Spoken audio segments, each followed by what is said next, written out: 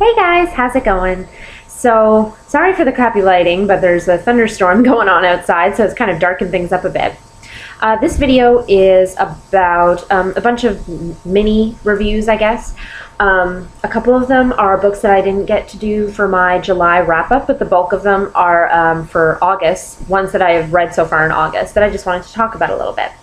So, to get started off, the first book I have is How I Live Now by Meg Rossoff.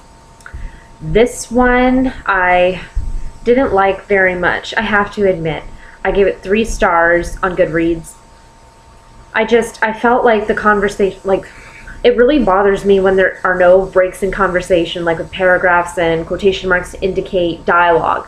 And there was none here for I want to say 70% of the book. It only started to happen at the end. And I know there's probably a significant reason behind that, but it just threw me off to the point where I ended up falling asleep. As embarrassing as it is to say about that, it's not that I didn't think it was valuable. It was very interesting, but I would have liked to know more about why there was a war in such a modern age. And I don't know, I felt totally disconnected with them. I liked reading about the survival aspects of it, but other than that, I really didn't like it as much as I thought I would, unfortunately. So the next book I have is Fixing Delilah by Sarah Auchler. This book I really did enjoy. I gave it 4 stars. I think it's a very good summer read, for sure. I love the characters, but probably my most favorite thing about it was the relationships. Like, every female relationship was examined in this book, between mothers and daughters, grandmothers and granddaughters, sisters, cousins, just a lot of relationship goings over here, and it was really interesting. It made me want to hit the beach. It made me want to hit a summer cottage. It was great. It was really good. The next one I have, which is very exciting, Landline by Rainbow Rowell. I gave it 5 stars. I'm not going to talk about this now because I do plan on doing actually my first vlogging review of this book. I'm going to do that in the next week or 2, I think. But just know it was amazing. The next book I have is Jane the Fox and Me by Fanny Britt. This I gave 4 stars. It's a children's graphic novel, and I loved it. I really did. I think I mentioned it in previous videos, or maybe just one previous video, how much I love the artwork. For example, this kind of thing. There were several things that I enjoyed about it. I loved that the little girl was somebody I felt that I could relate to, in terms of growing up and feeling like you're bullied or you don't have nearly as many friends as you'd like. The one thing I didn't really, I felt like it could have been longer. I felt like it could have gone on, and I felt like it was only half resolved. For example, by the end, she did find a new best friend, a real best friend, and she sort of made peace with the best friends that she used to have. They were okay by the end, but I felt like it didn't improve things with her mother.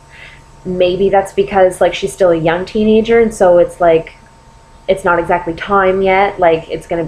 Any resolution between her and her mother is gonna happen later on in her teenage years, perhaps. But the artwork, I must say, was quite incredible.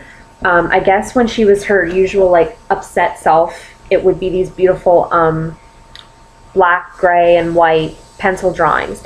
But when she was in her own little world, or in Jane Eyre's world, which is who she talks about all the time, and she's in a happy place, there's these beautiful watercolor drawings that I loved a lot. I gave it 4 stars if I didn't mention that already. But yeah, it was really good. Definitely worth picking up. The next book I have is Skim, words by Mariko Tamaki and drawings by Jillian Tamaki. This is the second book that I've read by the Tamaki cousins. This came out a few years before This One Summer, which is the book I read last month by them. This was very good. It was a little different than This One Summer in that the girls in it were just starting into their teenage years, whereas this girl is about 15, 16.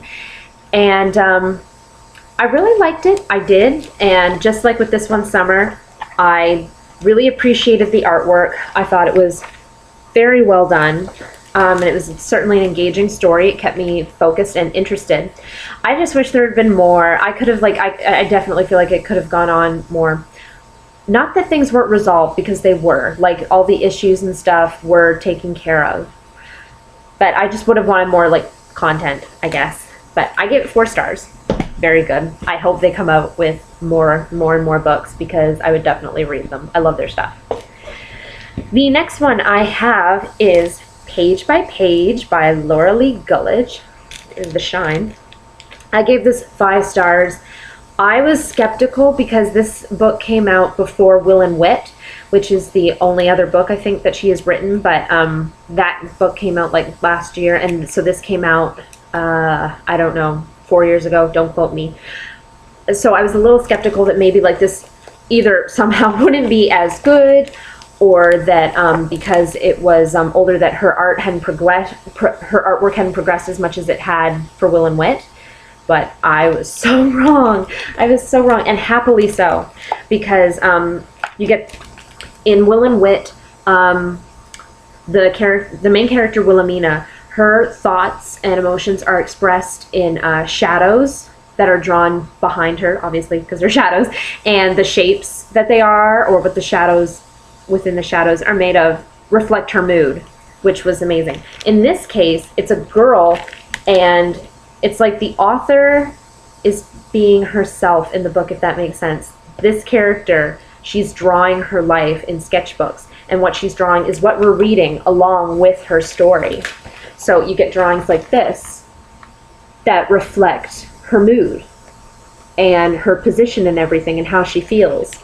So it's different, but yet it's a trait, but it's still the author's trademark in her artwork, and it's amazing.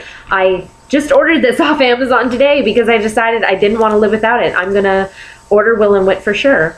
I just love her because I'm an artist and an aspiring writer, so she's got the full package. She's a great writer. I think she does a great job at her artwork more, but I still loved her writing and her storytelling, and I found it very like relatable. So love this one. The next one that I read was Since You've Been Gone by Morgan Manson. I gave it 5 stars. I was about 80 pages into it, and I decided that I didn't want to continue doing it. But then I was like, you know, I've heard way too many good things about it on BookTube. It's everywhere, and it's still the summertime, so I was like, well, I'll just like give it one more day of trying. And I finished it like maybe 24 hours later, because I finally, I got so drawn into it and I became addicted. It was fabulous. I loved it. What to say? It was great. It was really unique. It's like having a bucket list kind of thing for just one summer. And the fact that these girls are such best friends, and I love that it went back and forth into flashbacks so you could get more of a backstory. I gave this 5 stars. Don't know what what else to say, except that it was really, really good. If you're looking for like the perfect summer read that isn't like, there is romance and love, but it's like, it's also really, it's mostly about friendship. And that's what I really appreciate about it. Friendship and like positive relationships. And I gave it 5 stars. So I highly recommend you pick this up. The last book that I have so far for August, and it's only like the 10th or 12th or whatever, but still, this is definitely one of my favorite books of the year, and I'm amazed it's taken me this long to read it.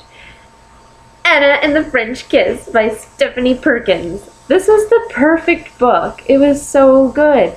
It wasn't a harlequin like the name might imply, but it definitely wasn't. And it's not about teenagers like lusting after each other and being in Paris. It's about Paris. Paris plays a main character in it. Like, it's on the front cover, so it's a main character. The food and the culture and the history and everything, it's quite a backdrop to this romance between two characters that you wonder, seriously, throughout the whole book, if they're ever actually going to end up together to the last minute. And I won't tell you if they do. But I found it amazing. I loved it. I loved the character of Anna. I love that she has flaws. Like, she abandons her friends, and you don't even really realize that until like the end. Well, I didn't realize it, but I sort of clicked for me at the same time it did for her, that, oh, I kind of leave my friends or whatever. And so the fact that she's not perfect makes her more human and more relatable. I love Stephanie Perkins' writing. I am actually almost done Lola and the Boy Next Door, and I think I'm going to read Isla and the Happily Ever After, which is coming out in like literally a couple of days. I think I'll probably do that. But I love Stephanie Perkins' writing. It's not fluffy, but it makes me happy. It's addictive at the same time that it doesn't move slow. It draws you in, and you just feel like you're watching it and participating. I know that's how a lot of people would describe books in general, but you really feel it with this one, and it just made me really happy to read it. So I gave that one 5 stars too, obviously, on Goodreads. So that's all the books I have for now. Like I said, I think the next video I'm going to do is an official kind of review for Landline. And after that, I believe will be my August book haul. So yeah, I'm gonna start to work on editing as well. I saw a video done by Ginger Reads Laney, I think that's her name. Sorry if I got it wrong. About tips for upcoming and new booktubers. So I'm gonna read. I watched it, and I've already got a list, and I'm gonna like make some changes and see what I can do to improve things. So in the meantime, thank you so much for watching.